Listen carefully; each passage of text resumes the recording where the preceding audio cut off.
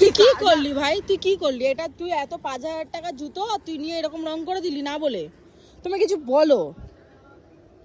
দেখো আমি তোমার ভালো ভেবেই কিন্তু তুমি জিনিসটা ভালো করেছি। কেউ বলতে বলেছে? তুমি পিয়াদি চুপ করো না, তুমি কেন আগুনে ঘি দেখছো ঢালছো? দেখছো মুখে মুখে কথা বলছো ভাই, ভালো লাগছে না আমার। লিমিটটা ক্রস করছিস কেন বলতো? লিমিট করার লিমিটে থাক ভাই, লিমিটেই আছি, ঠিক আছে? তোকে তুমি ভালোভাবে বলছো আমি শুনে নিচ্ছি, তুমি বলছো আমি শুনে নিচ্ছি, ঠিক আছে? শুধু এটা মানে আমি বলছি, লিমিটেই আমি আছি। এখনো বলছি, তর্ক ঠিক আছে? করিস না ভাই, তর্ক করিস না। যেটা মুখে উত্তর মুখে। সেটা করিনি, শুধু বলছি তোর ভাগ্য ভালো এটা, বুঝলি? হ্যাঁ নষ্ট করে দিয়েছিস করিনি, জুতোটা। তোর ভাগ্য ভালো, অনেক বললাম তো।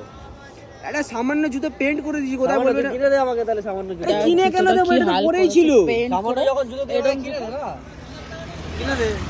5,500 টাকা দাম আছে তো তুই কিনে দে, তুই 4,000 টাকাই দে।